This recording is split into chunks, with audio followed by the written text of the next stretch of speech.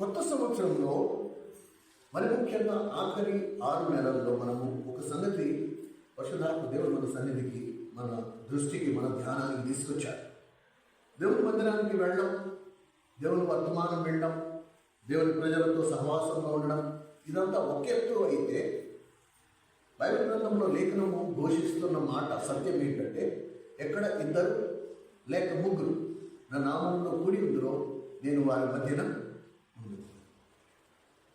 కనుక దేవుని మందిరానికి వచ్చే ప్రతి విశ్వాసి పురుషుడని భేదము లేకుండా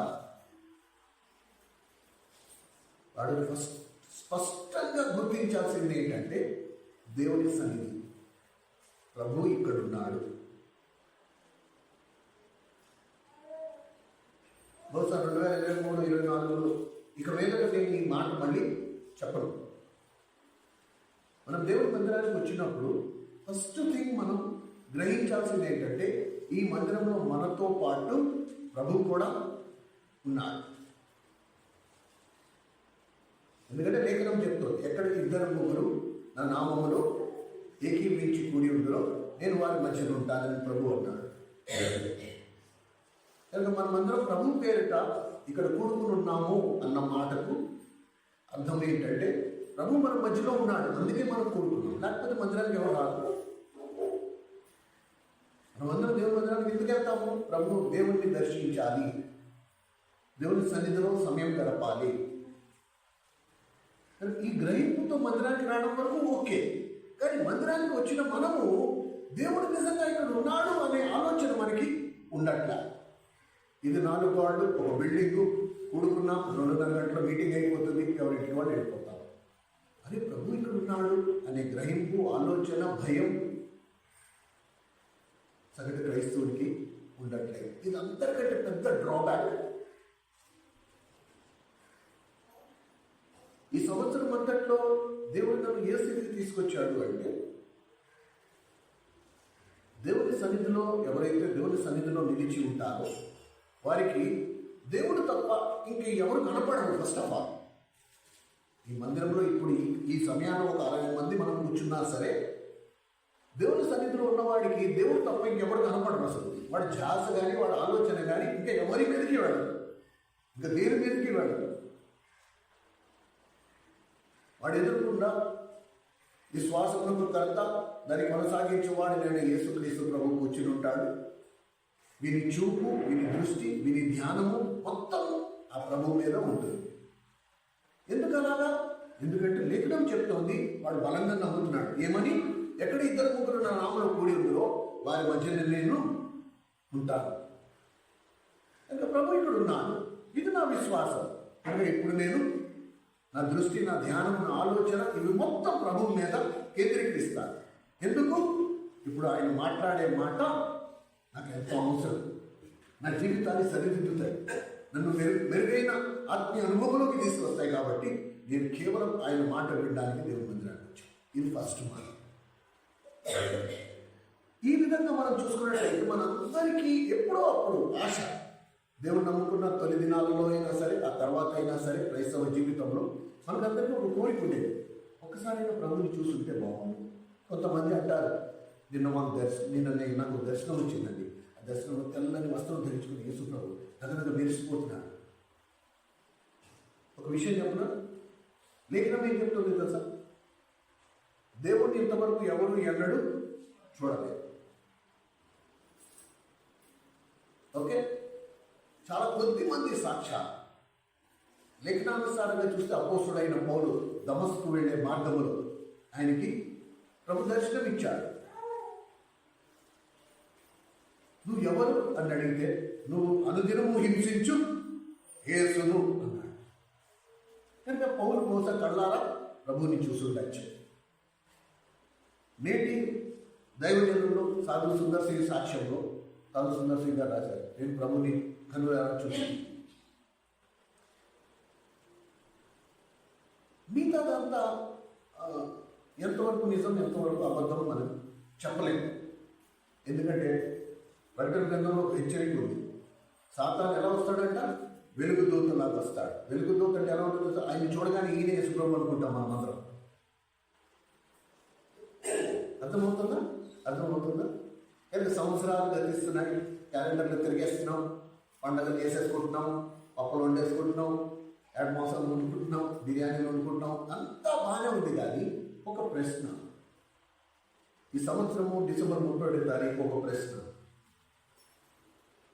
ఒకవేళ ఈ రాత్రే మనందరినీ దేవుడు న్యాయపీఠం ఎదుర్కొండా నిలబెట్టాడు అనుకుందాం, లేకపోతే ఈ రాత్రే మనందరం దేవుడి రాజ్యంలోకి వెళ్ళామనుకుందాం, ప్రభుని ఎలా పోలుస్తారు? అంతమంది జనాభాలో, అంతమంది ఉన్న దేవుని రాజ్యంలో అసలు యేసు ప్రభు ఎవరు? ఎలా పోలుస్తాం? ఎందుకంటే ఇంతవరకు ఎవరిని అన్నాడు దేవుణ్ణి చూడలేదు. ఏదైతే నువ్వు సినిమాలో చూస్తున్నావు, ప్యాషన్ ఆఫ్ క్రైస్ట్ కానీ, యేసు ప్రభు నిజంగా అసలు అలా లేనే లేడు. లేదా ఇళ్లలో కొంతమంది బొమ్మలు కూడా పెట్టుకుంటున్నారు. యేసు ప్రభు బొమ్మ రోజు దానికి దండం కూడా పెట్టుకుంటారు, కొంతమంది అభ్యర్థులు కూడా వెలిగిస్తారు. కానీ ఆ బొమ్మలో ఉన్నట్టు యేసు ప్రభు లేడు. నువ్వు అసలు ఇంతవరకు దేవుణ్ణి ఎవరు ఎన్నడూ చూడలేదని రాయబడు. నువ్వు రేపటి రోజు ఇన్ని సంవత్సరాలు దేవుని దగ్గరికి వస్తున్నావు, దేవుని మందిరానికి వస్తున్నావు, దేవుని వాక్యం వింటున్నావు. రేపు దేవుని రాజ్యంలోకి వెళ్ళినప్పుడు దేవుణ్ణి ఎలా గుర్తుపడతావు? ఎవరు దేవుడు? దేవుని రాజ్యంలో ప్రభువు ఎవడు? తండ్రి ఎవడు? ఎలా ఉన్నారు? ఎలా గుర్తుపట్టాలి? మరి వీటికి సమాధానం వెతుక్కున్నారా? ప్రభుని ఎలా గుర్తుపట్టాలి? నీలాగా ఉంటాడా, నాలాగా ఉంటాడా, పొట్టిగా ఉంటాడా, పొడుగ్గా ఉంటాడా, లేకపోతే మన సినిమాలో చూసినట్టు గడ్డ ఉంటుందా, లేకపోతే శుభ్రంగా గడ్డ తీసేసుకుని ఉంటాడా, జుట్టు తెల్లగా ఉంటుందా, నల్లగా ఉంటుందా? ఎలా గుర్తుపడతాము? ప్రభువుని ఎలా గుర్తుపడతాము? నేను కొన్ని రోజులు మూర్ఖంగా ప్రార్థన చేశాను, ప్రభు ఒక్క చిన్న దర్శనం, ఒక్కసారి నువ్వు నాకు కనపడితే చాలు, నా జీవితం ధన్యమైపోతుంది, నాకు ఇంకేమవుతుంది, నాకు దేవుడు రాజ్యము అక్కలే, నువ్వు ఏమీ అక్కలేదు, ఒక్కసారి నిన్ను చూడాలంతే. మోషే కూడా ప్రార్థన చేశాడు, ఒక్కసారి నీ ముఖమును నేను చూడాలి. అలాగే ఇంచుమించు మనం అందరం కూడా ఎప్పుడప్పుడు ప్రార్థన చేస్తుంటాం. కానీ నా 25 సంవత్సరాల క్రైస్తవ జీవితంలో ఇంతవరకు నేను ఎప్పుడూ నాకు ఒక దర్శనం కానీ, ఒక పులకరింపు కానీ, ఒక అనుభూతి కానీ, ఒళ్ళు జల్లరించడం కానీ, కరెంట్ షాక్ తగ్గడం కానీ, నేను కింద నేలమే పడి దొరికేసి మెలికి తిరిగిపోవడం కానీ, ఇలాంటి ఏ అనుభవము నాకు లేదు. అప్పుడు నాకు ఈ ప్రశ్న, ఈ ఆలోచన, ఈ ప్రశ్న నా మనసులో కూడా ఉత్పన్నమైంది. రేపటి రోజు మనము దేవుని రాజ్యంలోకి వెళ్ళిన తర్వాత ఆ దేవుని రాజ్యంలో యేసు ప్రభు ఎవరు? నువ్వు ఎలా గుర్తుపడతావు?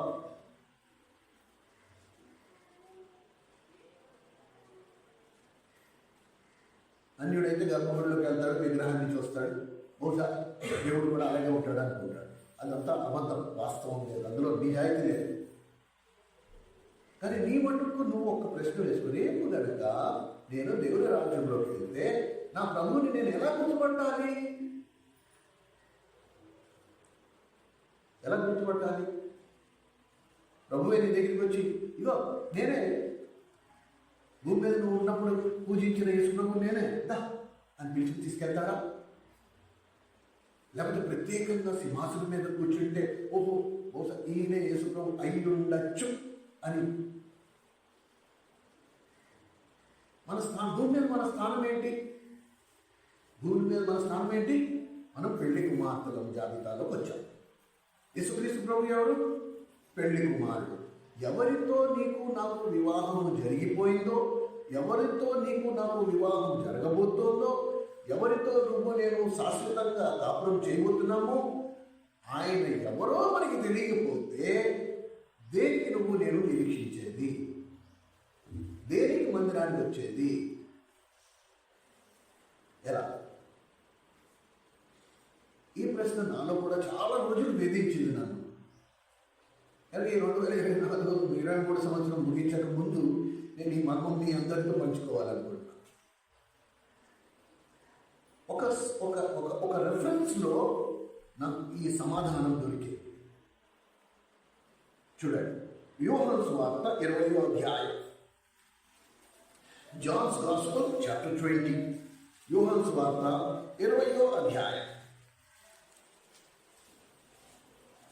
చూసిన వాళ్ళందరూ 101వ పేజీ, 101వ పేజీ, యోహాను సువార్త 20వ అధ్యాయం. ఇక్కడ మీరు గమనించండి, 24వ వచనం, 24వ వచనం.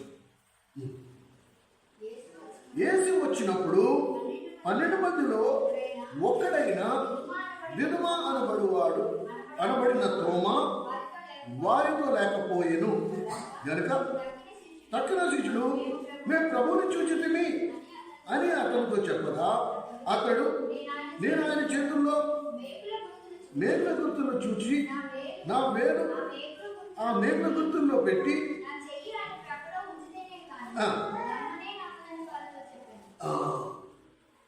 అని చెప్పిన తర్వాత 8 దినములైన తర్వాత చాలు.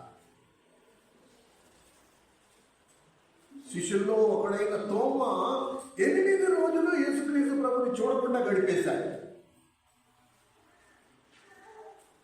వాడి జీవితంలో 8 days went by without Jesus Christ. 8 రోజులు యేసు ప్రభు లేకుండా గడిచిపోయింది.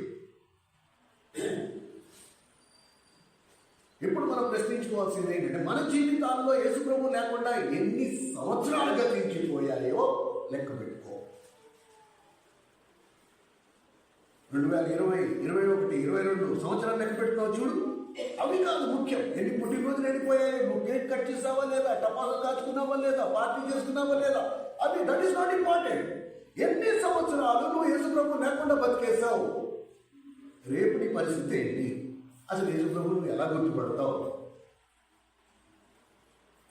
ఇప్పుడు తోమా ఏమన్నాడు? అసలు మిగతా శిష్యులు అన్నారు, తోమా మేము ప్రభువుని చూచాము, ఆయన చనిపోయి సమాధిపడి మృత్యుంజయుడు ఆయన ఇచ్చాడు, మాకు దర్శనం ఇచ్చాడు, మేమందరం ఆయన్ని తేరి చూచి తిని కనులారా చూశాను అంటే నేను నమ్మను. మనకున్న అతిపెద్ద ప్రమాదం ఏంటి? యేసు ప్రభు ఎలా వస్తాడంట తెలియదు. సాతాను ఎలా వస్తాడు? వెలుగుదూతలాగా వస్తాడు. ఇప్పుడు వెలుగుదూతకి యేసు ప్రభుకి తేడా ఏముంటుంది?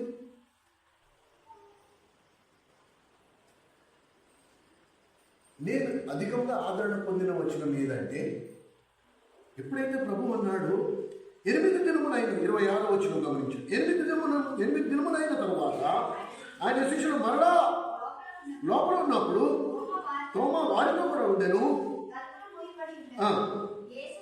యేసు వచ్చి మధ్యను నిలిచి, మీకు సమాధానము కలుగును గాక. చాలు. ఫస్ట్ క్వశ్చన్, మొట్టమొదటి, చాలా జాగ్రత్తగా గమనించండి ఈ సన్నివేశంలో. మొట్టమొదటి మాట, మన దేవుని మంచితనం, ప్రభువు యొక్క మంచితనం ఎంత గొప్పదంటే, అనుమానంతో నిండి ఉన్న తోమానుతో కూడా తను తాను ప్రత్యక్షపరుచుకున్నాడు. పల్చబడిపోయిన విశ్వాసం, నేను ముట్టుకుని చూస్తేనే కానీ, ఆయన గాయాలు, ఆయన చేతి రంధ్రాల్లో నేను వేలు పెట్టి చూస్తేనే కానీ నేను నమ్మనన్నాడే. అలాంటిది యేసు ప్రభు అలాంటి అనుమానించే తోమా కూడా దర్శనమిచ్చాడు. కాబట్టి ఈరోజు ఒకవేళ నీ విశ్వాసం బలహీనంగా ఉందా, నో ప్రాబ్లం. ప్రభు నిన్ను కూడా ప్రేమిస్తున్నాడు, ప్రభు నీకు కూడా దర్శనమిస్తాడు. కానీ నేను నేర్చుకోవాల్సింది ఏంటి? నేను ప్రభువుని ఎలా గుర్తుపడతా? నేను ప్రభువుని ఎలా గుర్తుపట్టాలి? సాతానేమో వెలుగుదూతలాగా వస్తానన్నాడే, నేను ప్రభువుని ఎలా గుర్తుపట్టాలి? కేవలం ఒకే ఒక సూచన, అది కూడా ప్రభు నోటంట సమాధానం వచ్చింది. ప్రభు అన్నాడు కాబట్టి మనమందరం దాన్ని నమ్మాలి. రేపు నేను దేవుడికి ఎదుర్కొంటా వెళ్ళి నిలబడినప్పుడు నా ప్రభు ఈయన అని నేను చేయబట్టుకుని చెప్పగలను. ఎలా చెప్పగలము? చూడండి ఏం రాస్తుందో. ప్రభు తోమా వైపు చూచి, నీ వేలు చాచి నా చేతులు చూడుము, నీ చేయి చాచి నా ప్రక్కలో ఉంచి. చాలు. కనుక ఒకటి కొలత. రేపటి రోజు నువ్వు దేవుడు ప్రభుని ఎలా గుర్తుపడతావు? ప్రభు చేతిలో ఏముంటాయి? రంధ్రాలు ఉంటాయి. అండ్ ప్రభు గాయం పచ్చిగా ఉంటుంది. ఈ గాయాలు నిశ్శబ్దం వరకు ఉంటాయి. అండ్ ప్రభు పక్కలో కూడా తెరిచి ఉంటుంది. పక్కన బల్లెంతో పుడిచారు చూడు, ఆ బెజ్జంలాగే ఉంటుంది, అది కూడా పచ్చిగానే ఉంటుంది. ఇది ఎంతవరకు? నిశ్శబ్దం వరకు. ఎందుకలా? నిత్యము ప్రభు నీకు జ్ఞాపకం చేయడానికి ఆ గాయాలు మాడవు, ఇంకా అవి అలాగే ఉంటాయి శాశ్వతంగా. నేను నీ కొరకు ఏం చేశానో నీకు మాటికి గుర్తొచ్చేటట్లుగా తండ్రి అలా నియమించాడు. నేను ఆ రంధ్రాలు అలాగే ఉంటాయి. ఆ పచ్చిలో నువ్వు వేలు పెట్టి చూస్తే పచ్చి రసి కారుతానే ఉంటుంది. ఆ పక్కన బెజ్జం అలాగే ఉంటుంది. మన శరీరానికి ఎక్కడైనా గాయం తగిలితే ఉడికిపోద్ది. కొన్ని రోజుల తర్వాత అసలు గాయం తగిలిన సంగతి కూడా ఎవరికి తెలియదు. కానీ ప్రభు గాయాలు అలాంటివి కావు. ప్రభు గాయాలు ఎలాంటివి? శాశ్వతంగా ఉండాల్సిందే. కనుక రేపటి రోజు దేవుని రాజ్యంలో ప్రభుని గుర్తుపట్టేది ఎలా? ఆ చేతి బెజ్జాలు, ఆ బెజ్జాలు ఉన్న పచ్చిగా ఉన్న గాయాలు. That is only way you can recognise Jesus Christ. And అత్యంత ధన్యం, ఎంతో ఆదరించే వచనం ఏది? చదవడిన తర్వాత తోమా, నా ప్రభువా, నా దేవా. ఇప్పుడు వాడికి వేలు పెట్టి చూశాడు, బెజ్జాల్లో వేలు పెట్టి చూశాడు, పచ్చిగా ఉంది, రసకాలుతోంది, చేతికి కొంచెం రక్తం అంటుకుంది. అయ్యో ప్రభువా, నువ్వు నా ప్రభువుని, నిన్ను సిలువేశారు, ఇప్పుడు నేను నమ్ముతున్నాను ప్రభువా, నన్ను క్షమించు. ప్రభు ఆయనతో ఒక మాట అన్నాడు, తోమా, అందుకేసు నీవు నన్ను చూసి నమ్మితివి, చూడక నమ్మిన వారు ధన్యులని అతడు. కనుక మనందరికీ ఎంతో ఆదరణకరమైన వచనం ఏంటి? మనం చూడలేదు ప్రభుని, కానీ మనం ప్రభుని నమ్ముతున్నాం. ఇప్పుడు ప్రభు ఏమంటున్నాడు? ఉన్న అపోస్తలులందరికంటే నువ్వు నేను ఎంతో ధన్యులం. వాళ్ళు చూసి నమ్మారు, మనం చూడకుండా నమ్ముతున్నాం. వాళ్ళు చూసి నమ్మారు, మనం చూడకుండా నమ్ముతున్నాం. కాబట్టి అపోస్తలులందరికంటే మనం ఎంతో ధన్యులం. ఇది మనం ఎప్పుడు మర్చిపోకూడదు.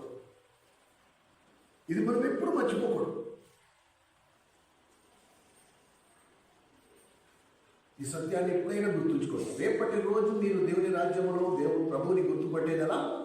ఆయన చేతి గాయాలను బట్టి. మిగతా ఎవరికి గాయాలు అలా ఉండవు, ఉడికిపోతాయి, గాయాలు మాడిపోతాయి. ప్రభు గాయాలు మాత్రమే నిశ్చత్వం వరకు అలాగే ఉంటాయి. సిలువ వేసిన రోజు ఎలా ఉన్నాయో మనం ఆయన్ని కనులారా చూసినప్పుడు కూడా ఆ గాయాలు అదే స్థితిలో ఉంటాయి. ఎందుకు అలాగా? శాశ్వతంగా ఆ గాయాలు చూసినప్పుడల్లా నా ప్రభు నా కొరకు ఏం చేశాడో నాకు గుర్తు రావడానికి తండ్రి ఆ గాయాలు అలాగే ఉంచాడు, తన కుమారుని స్వస్థపరచడానికి. ఇవి నువ్వు నేను తెలుసుకోవాల్సింది. సంవత్సరం ఆఖరికి వచ్చేటప్పటికి మనం తెలుసుకోవాల్సింది ఇవి. ఏం తిందుమా, ఏ త్రాగుదమా, ఏ కట్టుకుందామా, ఎలా గంతలేదో అది కాదు. రేపటి రోజు నా ప్రభుని నేను ఎలా గుర్తుపడతా? కనుక గమనించండి, చూసి నమ్మిన వారి కంటే చూడకుండా నమ్మిన వారు ధన్యులు. ఈ ఒక్క వచనంలో మన విశ్వాసం 100% పర్ఫెక్ట్, పరిపూర్ణమైన విశ్వాసం అంది. 100%, 99% కూడా కాదు, 100%. ఎందుకంటే మనం నమ్ముతున్నాం ప్రభు మనకి మేలు చేశాడని నమ్ముతున్నాం, ప్రభు మనకి సమీపంగా ఉన్నాడని నమ్ముతున్నాం. మన జీవితంలో మన ప్రతికూలమైన పరిస్థితులు కూడా మనకి అనుకూలమైన పరిస్థితులుగా మార్చగలిగే శక్తిమంతుడని నమ్ముతున్నాం. ఎన్నిసార్లు ప్రభు మనల్ని ఆపద నుండి కాపాడాడని నమ్ముతున్నాం. ఆయన సజీవంగా ఎక్కడిద్దరు ముగ్గురు నామంలో కూడిందో వారి మధ్య నేను ఉంటానన్నాడు కాబట్టి మన మధ్యలో ఉన్నాడని నమ్ముతున్నాం. ఇవన్నీ మనం చూడకుండా నమ్ముతాం. కాబట్టి అపోస్తలుల కంటే నువ్వు నేను ఎంతో ధన్యుడు. ప్లీజ్ రిమెంబర్, దయచేసి జ్ఞాపకం ఉంచుకోండి. యోహాను సువార్త 20వ అధ్యాయంలో ఆ మాటలు ఎంత అమూల్యం. మీరు ఇంటికి వెళ్ళక మళ్ళీ చదవండి. దేవుడైన దేవుడు తన చిన్న జీవముతో కూడిన మాటలు, ఒక విప్లవాత్మకమైన మార్పు తీసుకొచ్చే మాటలు, నిన్ను నన్ను అనేక సందేహాల నుండి విడిపించే మాటలు ఆ వచనాల సందుల్లో దాగి ఉన్నాయి. కనుక ఒక డౌట్ క్లియర్ అయిపోయింది. రేపటి రోజు నేను ప్రభువుని ఎదుర్కొన్నప్పుడు నన్ను ఎవరు మోసపట్టలేదు. నేనే ప్రభువుని అంటే నేను మోసపోను. నేనేం చూస్తా? ఆయన చేతి గాయములను నేను కనిపెట్టుకుంటాను. ఎవరు నువ్వే, నన్ను ఎవరు మోసపరచలేదు. ఆ దేవుని సృష్టి చూడండి, మీతో నీ గాయాలు నా గాయాలు పచ్చిగా ఉండట్లేదు, అలాగా మాడిపోతుంది.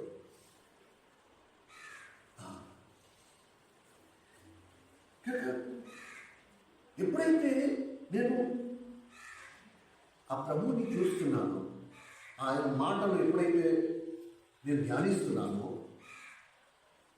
ప్రతి సత్యం, జాగ్రత్తగా వినండి, పరిశుద్ధ దేవుడు బయలుపరిచే ప్రతి సత్యము నన్ను మరింత పాపిగా దర్శిస్తుంది. ఆయన ఎప్పుడెప్పుడు ఒక సత్యాన్ని నాకు బయలుపరిచాడో అప్పుడప్పుడు నేను అయ్యో ప్రభు అనేంత పాపని అనిపిస్తుంది. అంతకంతకు ఇంతకు మొదలు ఎన్నడూ గుర్తించని, గ్రహించని, అనుకున్నని రంగాలలో నేను పాపిని అని నాకు నేనే ఒప్పుకుంటున్నాను. అయ్యో ఇక్కడ నా పాపాలన్నీ క్షమించేశాడు అనుకుంటున్నాను. ఇంకా ఈ పాపం నాలో ఉంది. అయ్యో ఇంకా ఈ పాపం నాలో ఉంది. ఆయనకి ఎంత సమీపంగా వెళ్తే అన్ని కొత్త పాపాలు నాకు కనబడుతున్నాయి. పాపాలు పుట్ట.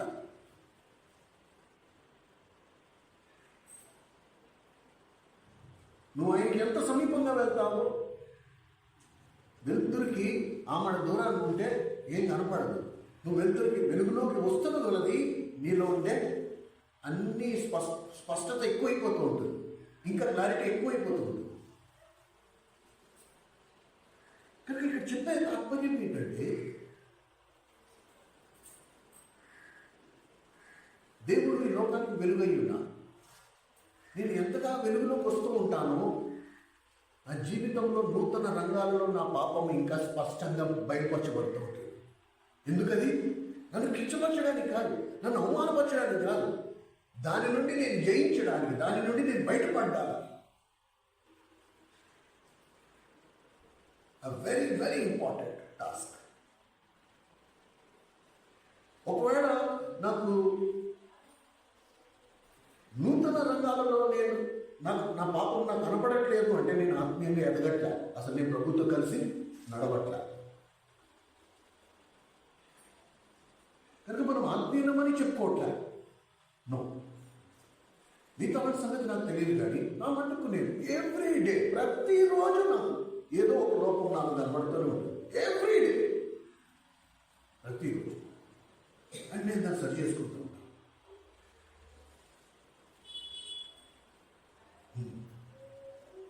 మీరు ఎప్పుడు పరిపూర్ణుడు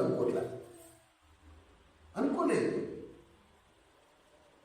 ఇది చాలా ముఖ్యం. ఆత్మీయ ఎదుగుదలలో ఉండే బాట నేను ఇంత ముందు కూడా చెప్పాను. అపోస్తలుడైన పౌలుని మీరు తీసుకోండి ఎగ్జాంపుల్. 55 ఏటకి అన్న మాట ఏంటి? మొదటి దశలోనికి రాసిన పత్రిక 5వ అధ్యాయము, మొదటి కొరింథీయులకు రాసిన పత్రిక 15వ అధ్యాయం 9వ వచనంలో ఏమన్నాడంటే, నేను అపోస్తలులలో ఆఖరి వాడను. వేరే పౌలు ఎలాంటి వాడు? ఆయన నీడపడితేనే చచ్చిన శవం లేచి కూర్చుంటాడు. అలాంటిది అంత వయసులో 55 ఏళ్ళు, అప్పటికి దాదాపు 20 ఏళ్ళు దేవుడిలో బలమైన పరిచర్య చేసిన వాడు. ఆయన ఇలా నిలబడి 4 మాటలు చెప్తే 3000 మంది మార్మల్స్ పొందారు. అంత శక్తివంతుడు, అంత అభిషేకం కలిగి ఉన్నవాడు ఏమంటున్నాడు? నేను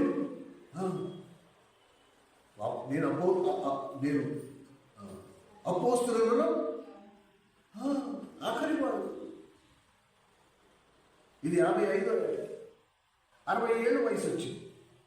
ఇంకొక 5 ఏళ్ళు దాటాయి. 5 ఏళ్ళు దాటిన తర్వాత ఎఫెసీ పత్రిక 3వ అధ్యాయం, ఎఫెసీకి రాసిన పత్రిక 3వ అధ్యాయం 8 నుంచి 11 వచనాల్లో రాయబడిన మాటలే ఇప్పుడు ఏమంటున్నాడు? నేను పరిశుద్ధులలో అత్యల్పుడను. ఫస్ట్ అపోస్తుల స్థాయి నుంచి ఎక్కడికి వచ్చేసాడు? పరిశుద్ధుల స్థాయిలోకి వచ్చేసాడు. మూడోది 1 తిమోతి 1వ అధ్యాయం 15వ వచనం దగ్గరికి వచ్చేటప్పటికి ఏమంటున్నాడు? ఇప్పుడు నేను పాపుల్లో ప్రధాన పాపి. ఇదా ఎదుగుదల? దీన్ని ఎదుగుదల అంటారా? లేకపోతే డిమోషన్? అపోస్తుల స్థాయి నుంచి విశ్వాసుల స్థాయి నుంచి పాపుల స్థాయి. బట్ నీ ప్రయాణం చేసే దిశ ఒకవేళ కరెక్ట్ డైరెక్షన్లో ఉంటే నీ నా అనుభవం ఎలా అయి ఉండాలి? కానీ మనం ఏమంటున్నాం? మనసు పొందేశాం, పాపాలు ఒప్పేసుకున్నాం, పాస్టర్ గారు పాపాలు క్షమించేశాడు, సారీ ప్రభు పాపాలు క్షమించేశాడు, ఇక్కడ మునిగితే డైరెక్ట్ దేవుని రాజ్యంలో ఉంటాం. ఎక్కడ? ఎలా ఉంటాం? ఎలా ఉంటాం మనం? ఒకవేళ మన గ్రాఫ్ అయినా లేకపోతే మనం పయనించే దిశ అయినా లేకపోతే, ఇలా సింపుల్ యాజ్ దాట్ అండి. చాలా సింపుల్ అండి. దీని పెద్ద మోదనక్కల. నువ్వు దేవుడికి ప్రభువుకి ఎంత సమీపంగా వెళ్తావో ప్రభువుని చూసి నువ్వు కంపేర్ చేసుకుంటావు. ఇవాళ చూడండి జనరేషన్ ఎలా ఉన్నారు. ఒక సినిమా రిలీజ్ అయిందనుకో, ఆ హీరో హెయిర్ స్టైల్ ఎలా ఉంటుందో, వీడైతే 100 కాదు 200 కాదు 500 అయినా 800 అయినా 1000 రూపాయలు ఖర్చు పెట్టుకుని జుట్టలా కదిలి, ఎందుకు? నేను కూడా హీరోలా కూడా అయిపోతావా? అవో. అయినా సరే మానుకుంటాడా? మానుకోడు. ఎక్కడైనా చూస్తే అడిగిన కుర్రాళ్ళందరూ ఏంటో జుట్టులో కత్తిరించుకున్నావు అంటే, ఇప్పుడు లేటెస్ట్ ట్రెండ్. ఏ ట్రెండ్ అంటే ఫలానా సినిమాలో ఫలానా హీరో అలా కట్ చేసుకున్నాడు. నువ్వు అలా కట్ చేసుకుంటే ఆ హీరోలో అయిపోతావా అంటే అవ్వదు. నాకు అనిపిస్తుంది ఒక్కొక్కసారి, ఒకవేళ ఎవరొస్తుంది అందరూ ప్రభువుని ఇమిటేట్ చేశారనుకో, ఒకవేళ ప్రభువులాగా మారిపోయారనుకో, అసలు ప్రపంచం ఎలాగైపోతుంది? పరలోకం కింద మారిపోతుంది. ప్రాబ్లం ఏంటి? అసలు ప్రభుని పట్టించుకో, అవుట్డేటెడ్, ఓల్డ్ ఫ్యాషన్. ఎందుకంటే మన యంగర్ జనరేషన్, మన యవన ప్రాయం ఏ దిశలోకి వెళ్తుందో గమనించాలి. విశ్వాసమైన మనం కొని ఇంత వయసు కలుగుతున్న మనం ఎవరిని వెంబడిస్తున్నాం? ఒకవేళ ప్రభుని వెంబడిస్తే ప్రభు పోలికలు మనలోకి రావాలి. అలా వస్తున్నాయా? వీటి నుంచి విడిపించబడుతున్నామా? ఈ గమనిక మనం కలిగి ఉండాలి.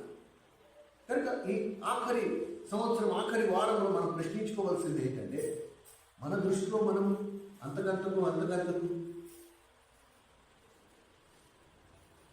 తగ్గుతున్నామా, హెచ్చించుకుంటున్నామా? ఇది చూసుకోవాలి. ఒకడు హెచ్చించుకుంటం వల్ల ఏమైపోయాడు? ఒకడు తను తాను హెచ్చించుకోవటం వల్ల ఏమైపోయాడు? సాతాను కింద మారిపోయాడు. ఇప్పుడు మానవ జాతిని వాడి గుప్పిట్లో నుంచి విడిపించడానికి సర్వోన్నతుడైన వాడు తను తాను ఏం చేయాల్సి వచ్చింది? తగ్గించుకోవాల్సి వచ్చింది. కనుక ఆత్మీయుడి ప్రయాణం అంతకంతకు తగ్గించుకుంటూ చిన్నగా అయిపోతారు.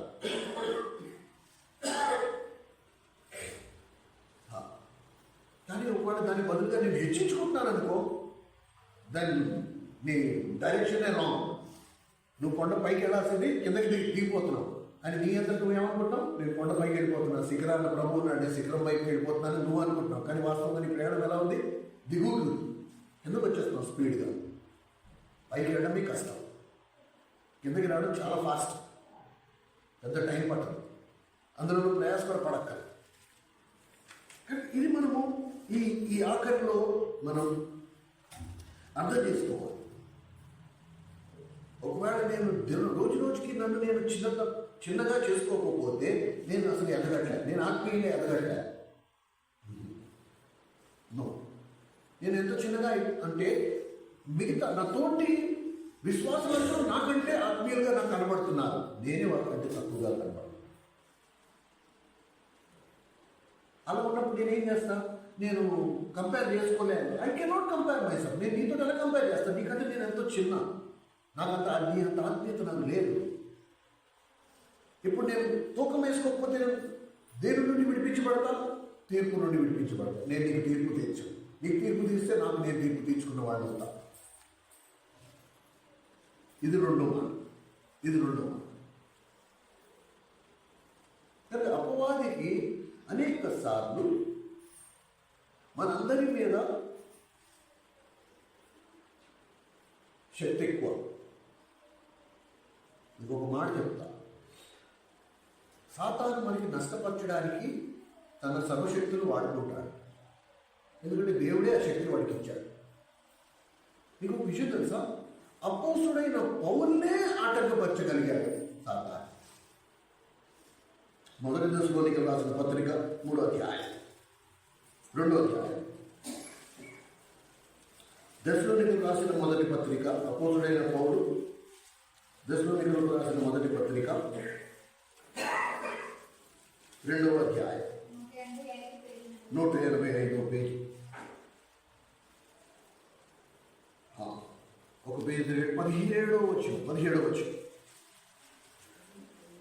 చూడండి, 17వ వచ్చు 186వ పేజీ, కొత్త నిబంధన 186వ పేజీ, దశలోనికలకు రాసిన మొదటి పత్రిక 2వ అధ్యాయం 17వ వచ్చు. సహోదరులారా, మేము శరీరమును బట్టి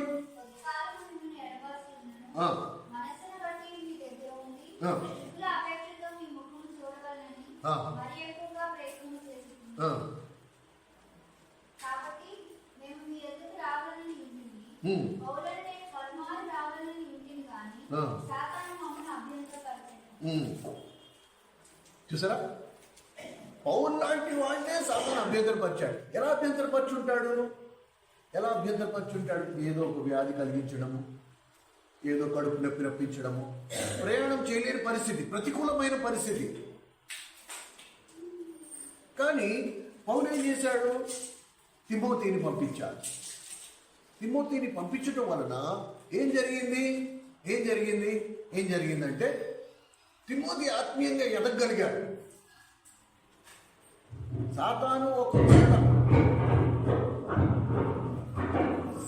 ఒకవేళ ఒక ఆటంకం తీసుకొచ్చినా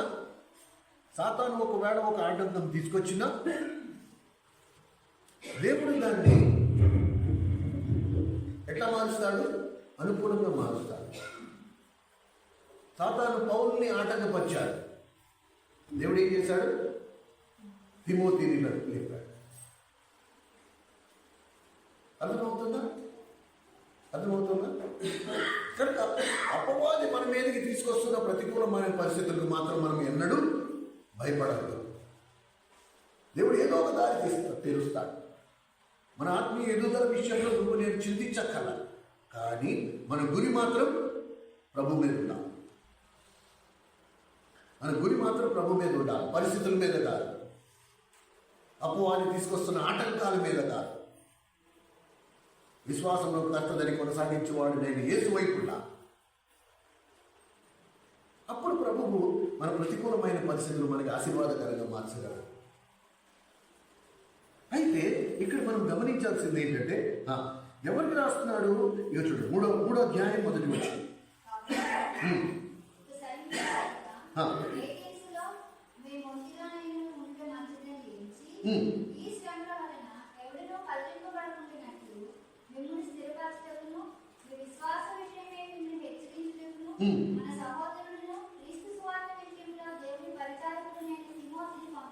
అది తెలుసా? అంటే దేవుడు పని ఆగలే. సాతాను ఎవరిని అభ్యంతరపరిచాడు? పౌలుని అభ్యంతరపరిచాడు. కానీ దేవుడు ఏం చేశాడు? తిమోతిని సిద్ధపరిచి తీసుకెళ్ళాడు. అలాగే మన ఎదుగుదలలో ఎలాంటి ఆటంకం వచ్చినా సరే దేవుడికి ఒక మాట తెలుస్తాడు. మనం ఎదగడానికి, మన విశ్వాసం కాపాడడానికి. కానీ శ్రమలు వచ్చినప్పుడు వెంటనే మనం కృంగిపోవద్దు, భయపడద్దు. దేవుడు ఆల్వేస్ ఒక ద్వారం తెరిచి ఉంచుతాడు మనం తప్పించుకోవడానికి. ఇది మన విశ్వాసం. రేపటి రోజు బహుశా మందిరాలన్నీ కూడగొట్టేయచ్చు. ఏ ప్రభుత్వాలు వస్తాయో తెలియదు. అంత్య దినాల్లో దేవుడే చెప్పాడు ఇలాంటివన్నీ జరుగుతాయి. మనం ఎక్కడ కూడుకోవడానికి ఉండదు. ఇప్పుడైతే గంతులు వేస్తున్నాం, ఇచ్చేసేయాలి, డిసెంబర్ 31 తారీఖు వచ్చేసింది, 1 తారీఖు వచ్చేసింది, పప్పులు ఉండేసుకోవాలి, భోజనం పెట్టేసుకోవాలి అన్నీ. ఇప్పుడైతే గంతులు వేస్తాం, రేపటి రోజు అసలు మందిరాలే ఉండవు.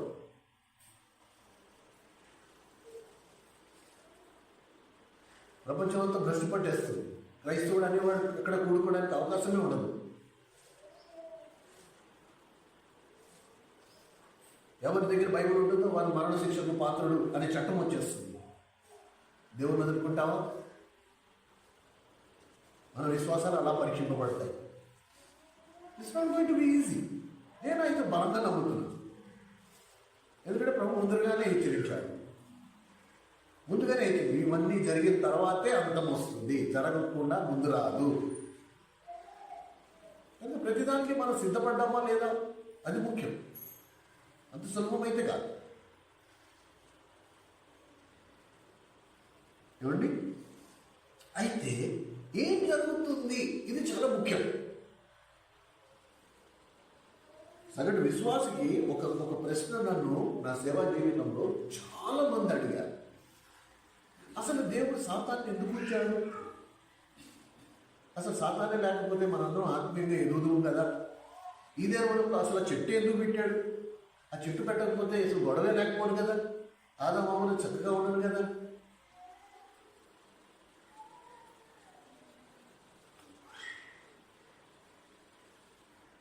కానీ దేవుడు ఏది చేసినా మనం మేలు కోసం చేస్తాం. ఇప్పుడు ఎందుకు పెట్టాడు?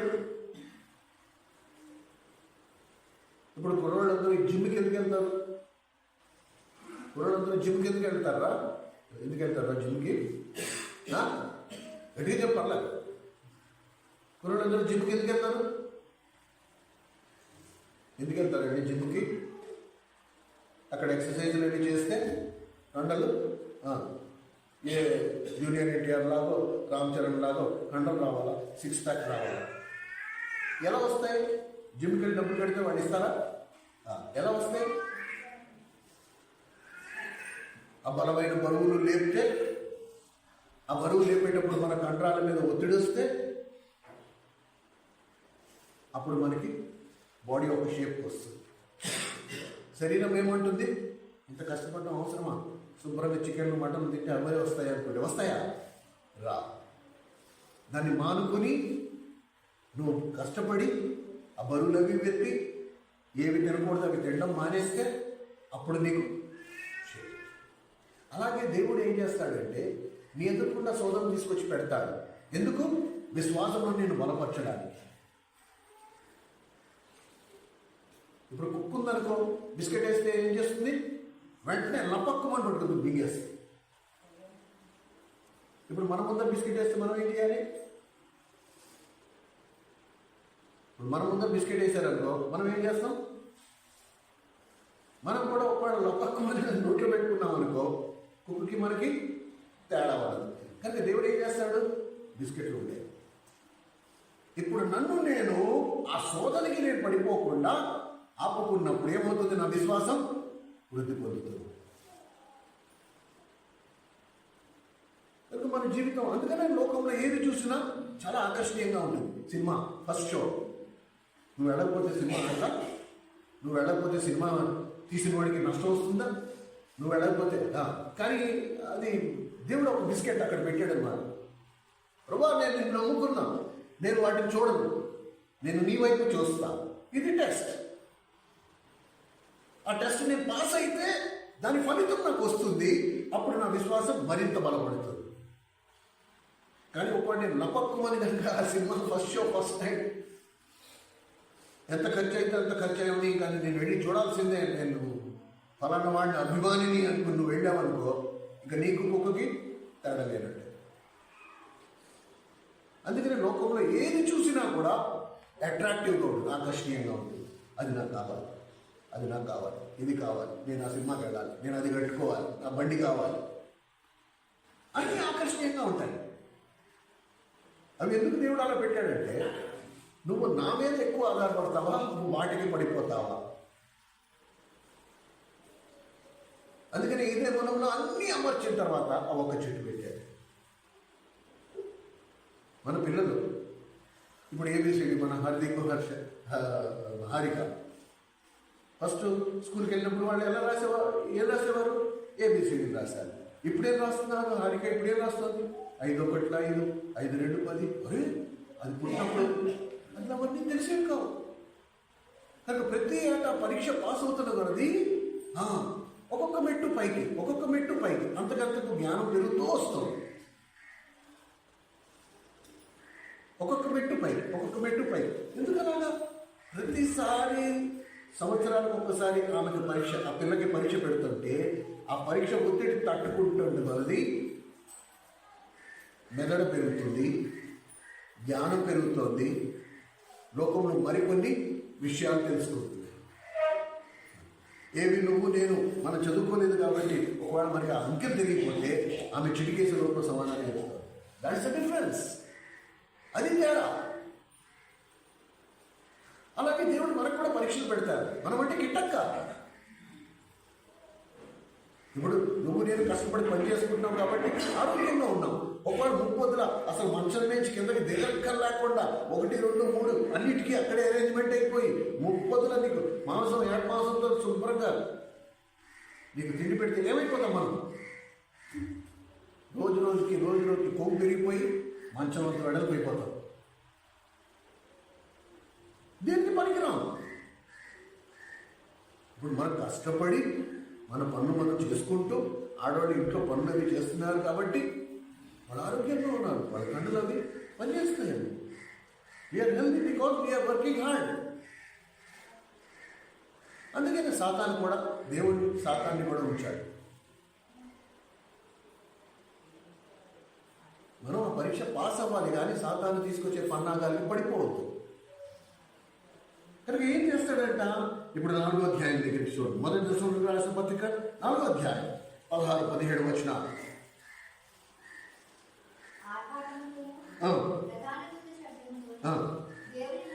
దేవుని బూరతో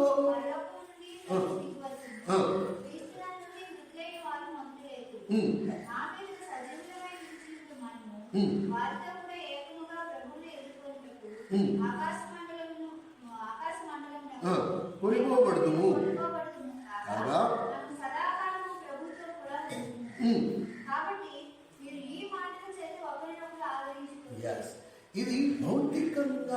ఇది భౌతికంగా జరిగేది.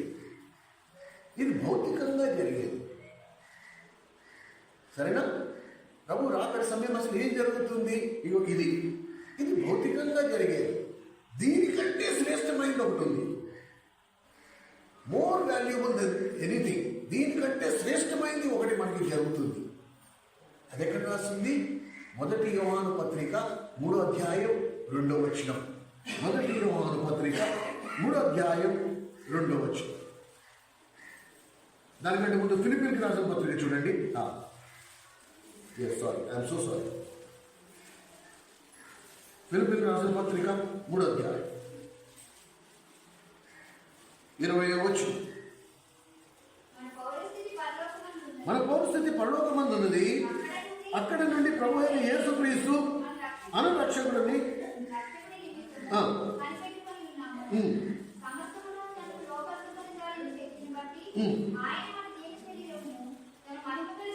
మహిమగల శరీరమునకు. ఇది భౌతికంగా జరిగేది.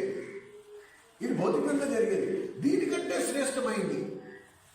శరీర ఆరోగ్యం కంటే శ్రేష్టమైనది. భవిష్యత్తులో భౌతికంగా మార్పు చెందేదానికంటే శ్రేష్టమైనది ఏంటది అంటే కొన్ని పేజీలు తిరిగాయి. 1 యోహాను పత్రిక 3వ అధ్యాయం 20వ వచనం. 222వ పేజీ. 1 యోహాను పత్రిక 2వ అధ్యాయం 22వ వచనం. 3వ అధ్యాయం 2వ వచనం.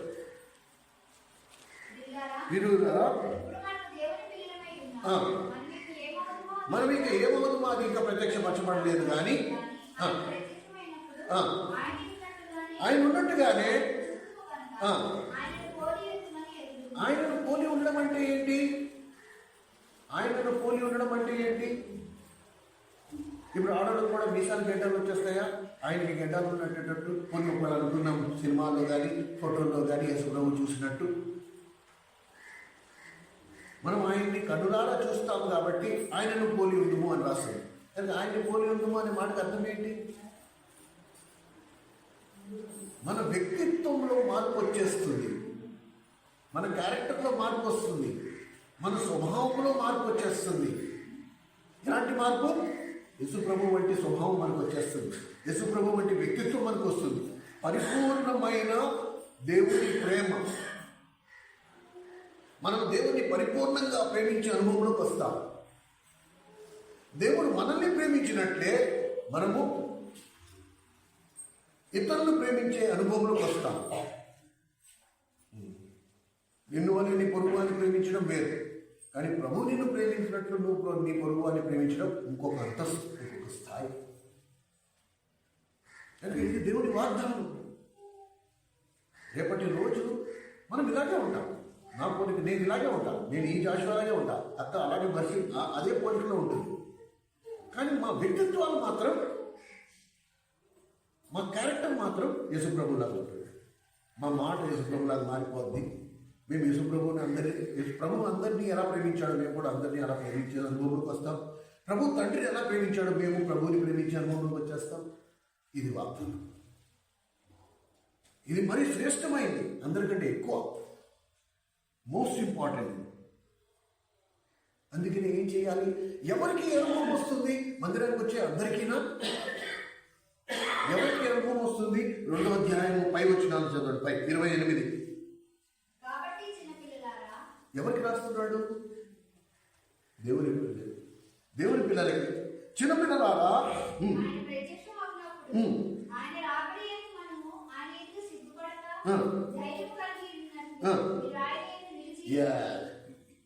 ఎవరు ప్రభువునందు నిలిచి ఉంటారో, ఎప్పుడు? సంవత్సరాన్ని మొదలుకొని సంవత్సరం అంతం వరకు. అప్పుడప్పుడు కాదు, నీకు తోచినప్పుడు కాదు. నో, సంవత్సరం ఆది మొదలుకుని సంవత్సరాంతం వరకు ప్రభువునందు నిలిచి ఉండడం. ప్రభువునందు నిలిచి ఉండడం అనే మాటకు అర్థం ఏంటి? ప్రభువు చెప్పిన ప్రతి మాటకు లోపడ్డాం. అది ఎంత కష్టమైనా, ఎంత నష్టమైనా, ఆయన ప్రభువు చెప్పాడు అంతే. అది ఎంత ఖర్చు అవని, ఎంత నష్టమవని, ఎంత కష్టమవని, నేను అందరి చేత చేయనిపించుకొని ఏమైనా పర్వాలేదు, నా ప్రభు చెప్పాడు, ఫినిష్, ఇదే మ్యాటర్. ఇది ప్రభు నందు నిలిచి ఉండడం అంటే. నాకు కలిసి వస్తే నేను నిలిచి ఉంటా, కలిసి రాకపోతే పక్కకి వెళ్ళిపోతా, మళ్ళీ కలిసి వస్తే మళ్ళీ నిలిచి ఉంటా, మళ్ళీ నో. ఇలా 2 పడవల మీద ప్రయాణం కాదు, అందరికీ కాదు. ఇది ప్రభు స్వభావం అందరికీ రాదు. ఎవరు ప్రభు నందు నిలిచి ఉంటారో వారికి మాత్రమే.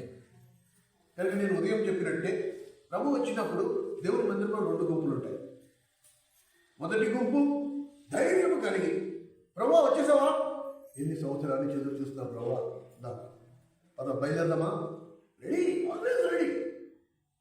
ఇంకా ఈ చెక్క పెట్టుకోవాలి, ఇంకా చెక్క పెట్టుకోవాలి, ఇక నేను చెప్పేసి వస్తా, ఇక ఇది పని ఉండిపోయింది, ఇది నేను ముగించుకుంటున్నావు. ఇందే అసలు నేనే తాగు, అయ్యో ప్రభువా ఎప్పటి నుంచి నేను ఎదురు చూస్తాను, వచ్చావు వెళ్దామా. ప్రభు కంటే కొక్కగా, ప్రభు కంటే తొందర. అదే వెళ్దాం ఉండు, ఇక వీళ్ళ సంగతి వాళ్ళ సంగతి తర్వాత చూద్దాం, ఫస్ట్ మనం వెళ్ళిపోదాం.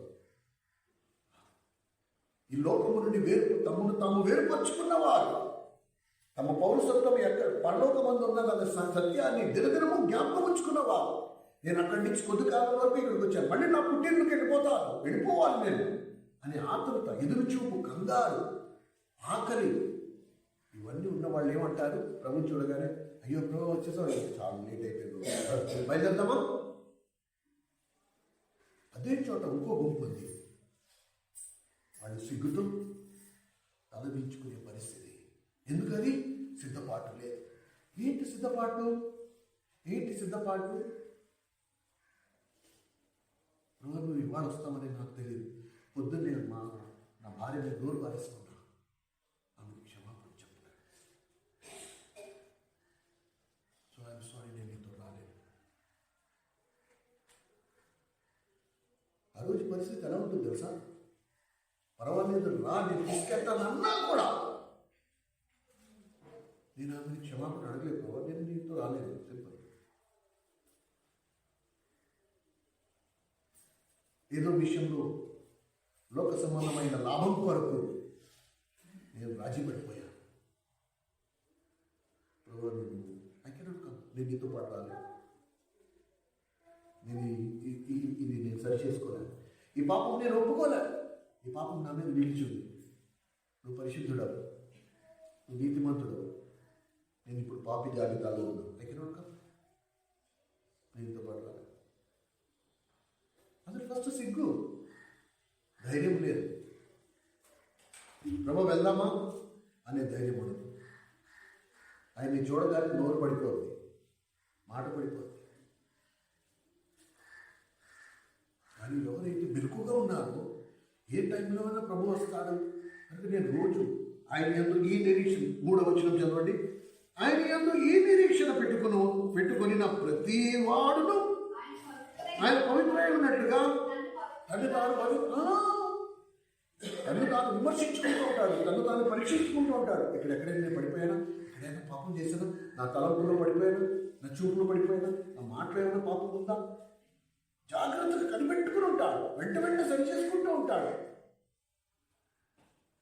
సిద్ధంగా ఏమో మరో క్షణం ప్రభు వస్తే ఆ పరిస్థితి ఏంటి, అమ్మో నేను అదే ఇన్ని సంవత్సరాలు నేను వేచి ఉన్నది ఆయన కొరకే, ఆయన రాగానే నేను సిద్ధపాటు కాకుండా నీతో నేను రాలేకపోతానంటే నా బతుకా చచ్చా వద్దు ప్రభు, ఐ ఆల్వేస్ బి రెడీ, ఎల్లప్పుడూ నేను సిద్ధంగా ఉండాలంటే వెంట ఆయన పరిశుద్ధుడై ఉన్నట్లు నన్ను తాను.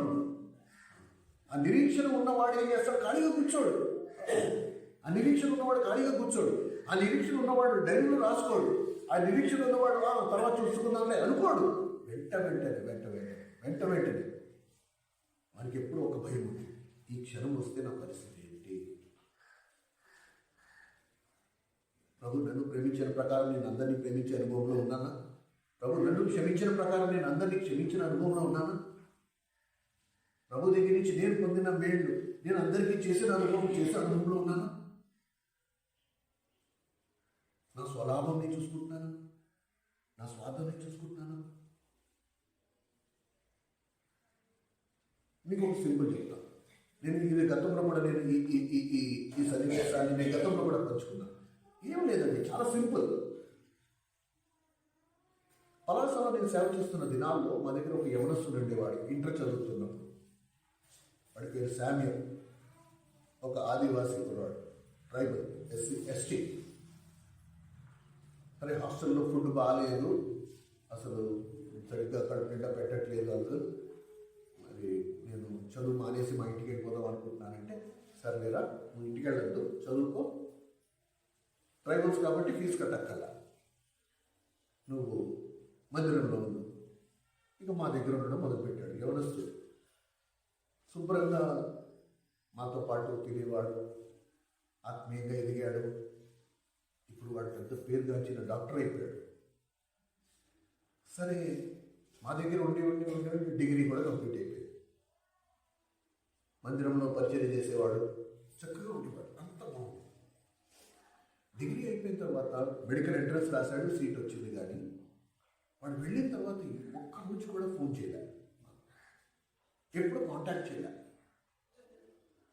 అప్పుడు నేను అక్క అనుకునేవాళ్ళం, మన ఇంట్లో ఉండి మనం తినే కంచంలో తిని ఇన్ని రోజులు ఉన్నాడు, ఒక్కరోజు కాదు, 2 రోజులు కాదు, 5 సంవత్సరాలు మన దగ్గర ఉన్నాడు, కనీసం ఒక థ్యాంక్స్ కూడా మనకి ఫోన్ చేసి అనుకోదు. ఈరోజు నేను డాక్టర్ని అయ్యానంటే అది మీరు నాకు ఆశ్రయం ఇవ్వకపోయి ఉంటే నేను అసలు చదువే మానేద్దాం అనుకున్న వాడిని మీరు నన్ను నిలబెట్టారు, మీకు ఎంత థ్యాంక్స్ చెప్పినా నేను రుణగ్రస్తుడిని అని ఒక మాట కూడా అనలేదే అని 2 సార్లు చాలు అనుకున్నాను నేను. అప్పుడు దేవుడు మాట్లాడాడు. ఎలా మాట్లాడాడంటే, నువ్వు పాపం చేశావు అన్నాడు. ఎలా పాపం చేశా? అరే వాడిని నేను 5 సంవత్సరాలు సాకాను, నా దగ్గర పెట్టుకున్నాను, సొంత తల్లిదండ్రులాగా వాడి మేము ఏం తిన్నామో అదే పెట్టాను, మా మిగిలింది మేము పెట్టలే, నిన్నటిది పెట్టలే, ఏ రోజు ఆ రోజు వండి పెట్టాం. వాడి చదువులో ఏం తక్కువ లేకుండా వాడికి పెన్నులు, పుస్తకాలు, నోట్బుక్స్ ఏమైనా లోటు ఉంటే అది కూడా కొని పెట్టాం. ఇవి వాడు ప్రయోజకుడు అయ్యాడు. కృతజ్ఞత అయితే ఉండాలి కదా. అంటే నువ్వు అది ఆశించావు కాబట్టి అది పాపం. అప్పుడు ప్రభు ఏమన్నాడు తెలుసా? నీ వాకిట్లోకి వచ్చిన వాడికి ఒక గ్లాస్ మంచినీళ్ళు ఇచ్చినప్పుడు నువ్వు ఎవరికి ఇచ్చినట్టు? నాకు ఇచ్చావు. ఆకలితో ఉన్నవాడికి నువ్వు ఒక ముద్ద పెడితే ఎవరికి పెట్టినట్టు? నాకు పెట్టావు. కాబట్టి వాడు ఒకవేళ థ్యాంక్స్ చెప్తే ఎవరికి చెప్పాలి? దేవుడికి చెప్పాలి. నువ్వు థ్యాంక్స్ అని కోరుకుంటున్నావు కాబట్టి నువ్వు ఎవరి స్థానం దొంగలిస్తున్నావు? దేవుని స్థానం దొంగలిస్తున్నావు. ఎంత పెద్ద పాపం! అది నాకు అదే పాపమే అనిపించిన. లోకపరంగా ఆలోచిస్తే ఆ మాత్రం కృతజ్ఞత ఉండాలి కదా. నీ మేలు చేసిన వాడు కనీసం ఫోన్ చేసి థ్యాంక్స్ చెప్పాలి కదా. ఆ రోజు ప్రభావ నేనెంత పాపం, నన్ను క్షమించు, నన్ను క్షమించు. I'm so ungrateful. నేను నీకు చేసిన సంగతి నాకు తెలియదు. నేనేదో ఉద్ధరించాననుకో. అనేక సార్లు మనం అలాగ అది మన దృష్టిలో పాపం కిందే అనిపించదు. కానీ ఎప్పుడైతే మనం దేవుడితో సరిగ్గా సహవాసంలో ఉంటామో, దేవుడితో కలిసి నడుస్తూ ఉంటామో, అప్పుడు దేవుడు ఇలా చూపిస్తాడు. ఇది చూడు, నువ్వు పెట్టిన ఆహారం ఎవరికి పెట్టావు? నువ్వు ఇచ్చిన మంచిది ఎవరికి ఇచ్చావు? నాకు ఇచ్చావు. నువ్వు కొన్న పుస్తకాలు, పెన్నులు ఎవరికి ఇచ్చావు? నాకు ఇచ్చావు. చెప్పు, నేను నీకు థ్యాంక్స్ చెప్పాలా? నువ్వు నాకు థ్యాంక్స్ చెప్పడానికి నేనేం పట్టి వాడను. కానీ ఈ జీవితకాలం నీకు సేవ చేసిన నేను రుణం తీర్చుకోలేనే. అలాంటిది నిజమే, నేను ఎంత ఘోరమైన పాపం చేసింది. ఆ రోజు నేను ఆ పాఠం నేర్చుకో. ఎవరి దగ్గర నుంచి ఎప్పుడు ఏది ఆశించదు. మన పనికి ప్రభు అందరికీ మేళ్ళు చేయించు, నేను అందరికీ మేళ్ళు చేస్తూ పోవాలి. బదులు ఆశించద్దు. వాళ్ళు నాకు కృతజ్ఞత చెప్పక్కర్లే. కనుక నన్ను నేనే విమర్శించుకుంటూ ఉండాలి, నాకు నేనే తీర్పు తీర్చుకుంటూ ఉండాలి, నాకు నేనే జడ్జి చేసుకుంటూ ఉండాలి. నేను సరైన దారిలో ఉన్నానా, సరైన పాటలో ఉన్నానా? లేకపోతే రేపటి రోజు మనం మోసపోవాలి. మనకి తెలియకుండానే మనం పాపంలో ఉంటాం. ఈ లోపల ప్రభు వస్తాడు, అంతే మనం విడబడతాం. ఇంత బతికిన క్రైస్తవ జీవితం ఏం ప్రయోజనం? మొదటి త్వరితంగా దొరికిన స్వాస్థ్యంతోలకు దీవెనను దొరకపోయింది. ఈ విషయాలన్నీ నేను నేర్చుకోవాల్సిన వారమై ఉన్నాను. కానీ నాకు నేనే విమర్శించుకోవడం అంటే నాకు నేను ఎలా వస్తుందని మీకు ఒక చిన్న ఎగ్జాంపుల్ చూపిస్తా. ఆ తర్వాత మనం ప్రార్థన చేసుకుందాం. మనమే విమర్శించుకోవడం అంటే ఎలా వస్తుంది అది? మీరు యెషయా గ్రంథం 5వ అధ్యాయం చూడండి, గమనించండి. యెషయా గ్రంథం 5వ అధ్యాయం. యెషయా గ్రంథం 5వ అధ్యాయం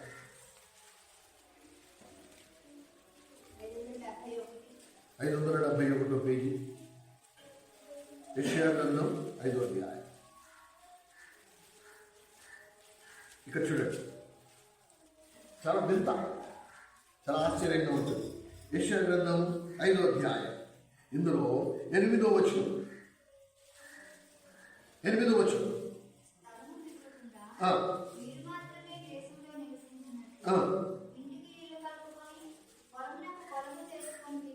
మీకు శ్రమ.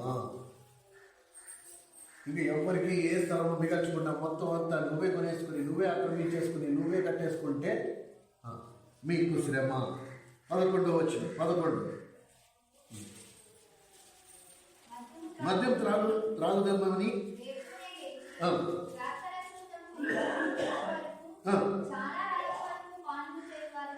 శ్రమ.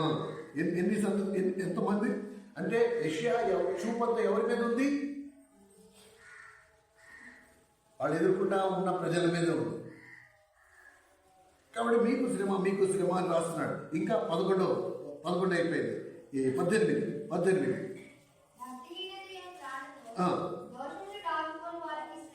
ఇప్పుడు ప్రతి చోట ఏమంటున్నాడు? మీకు శ్రమ, కానీ నేను మాత్రం బాగున్నా, నేను ఆత్మీయుడినే అనేటట్టే. 20వ వచనం. కీడు మేలనియో మేము చెప్పుకొని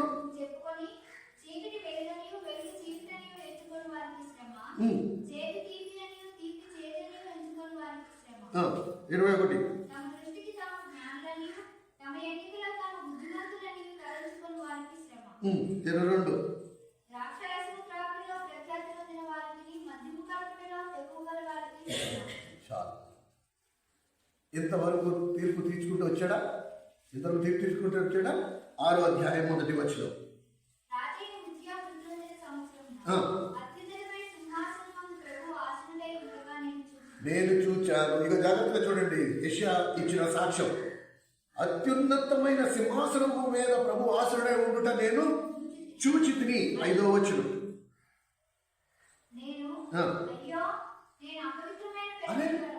ఇప్పుడు ఫస్ట్ ప్రభువుని చూడగానే ఇప్పుడేమన్నాడు? అయ్యో నేను అపవిత్రమైన పెద్ద. అప్పటి వరకు ఏమన్నాడు?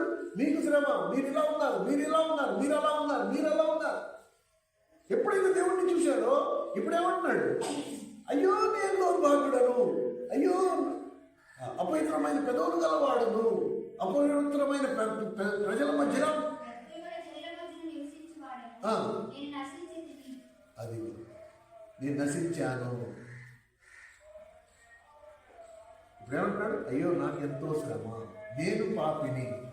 This is the difference. ఎప్పుడైతే నువ్వు ప్రభువుని చూసి అనుభవంలోకి వచ్చేస్తావో నీ లోపాలు నీకు స్పష్టంగా కనబడతాయి. ఎంతగా కనబడతాయి అంటే మిగతా వారి లోపాలు అసలు నీకు లోపాలుగా కనిపించవు. కనుక నువ్వు ఎవరి వైపు చూస్తున్నావో చూసుకో. ఎంతవరకు నీ చూపు ప్రజల మీద ఉంటుందో వారి లోపాలు మాత్రమే కనిపిస్తాయి. మరి నీ లోపాల సంగతి ఏంటి? నీ లోపాలు కనబడాలి. నువ్వు ఎవరి వైపు చూడాలి? ప్రభు వైపు చూడాలి. అందుకని ప్రభు ఏమన్నాడు? విశ్వాసమునకు కర్త దాన్ని కొనసాగించేవాడినైనా యేసు వైపు చూడు, అప్పుడు నువ్వు బాగుపడతావు. అప్పుడు నీ లోపాలు నీకు స్పష్టంగా కనబడతాయి. లేని ఎడలా ఇంతే.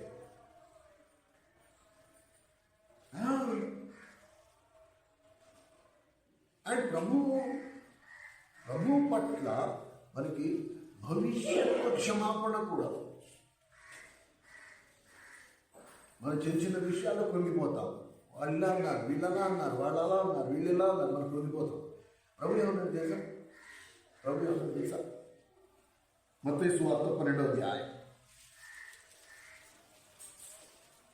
మత్తయి సువార్త 12వ అధ్యాయం ప్రారంభం చేసుకున్నాం. మత్తయి సువార్త 12వ అధ్యాయం చూడండి, 23వ వచనం దగ్గర నుంచి.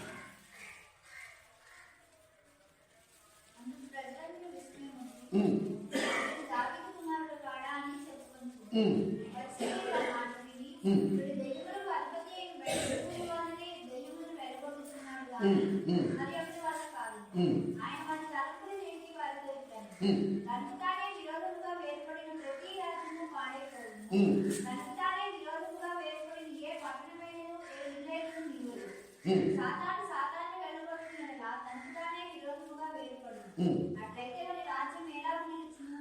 నేను బయటకులు వారిని దెయ్యమును వెళ్ళగొట్టుచుని అనగా మీ కుమారులు ఎవరి వలన వాటిని వెళ్ళగొట్టుచున్నారు? కాబట్టి వారే మీకు తీర్పట్లయింది. దేవుని ఆత్మ వలన నేను దెయ్యమును వెళ్ళగొట్టుచుని అనగా నిశ్చయముగా దేవుని రాజ్యం మీ యొద్దకు వచ్చుచున్నది. ఒకడు మొత్తం బలవంతుని బంధింపని అనగా ఎలాగ బలవంతుని ఇంట్లో తెచ్చి అతని సామాన్లు దోచుకొని వెళ్ళు, అట్లు బంధించిన అనగా వాని ఇల్లు దోచుకుని నా పక్షమున ఉండని వాడు నాకు విరోధి, నాతో కలిసి సమకూర్చని వాడు చెదరగొట్టును. కాబట్టి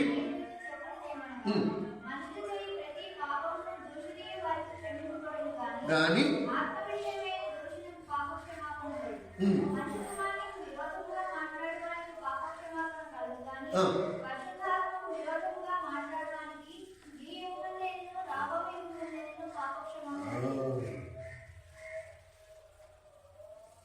మనిషి కుమారుడికి విరోధంగా మాట్లాడు వారికి పాపక్షమాపణ దేవుడు ముందుగానే ఇచ్చేశాడు. ఆయన చనిపోక ముందరే ఈ మాట చెప్పేశాడు ప్రభు.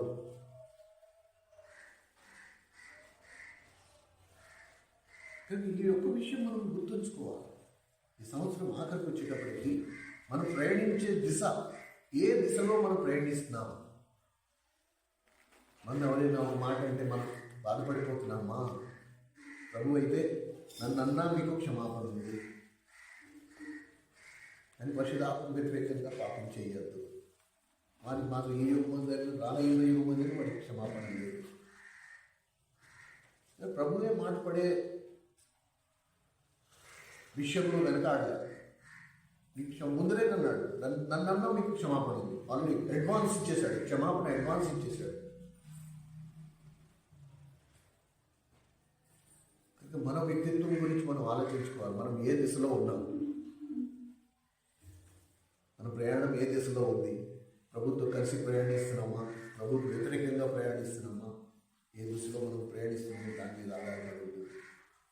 ప్రియమైన సహోదరుడా, సహోదరి, సంవత్సరం మారడం కేవలం క్యాలెండర్లో ఒక కాగితం ముక్క మాత్రమే తిప్పడంతో సమానం.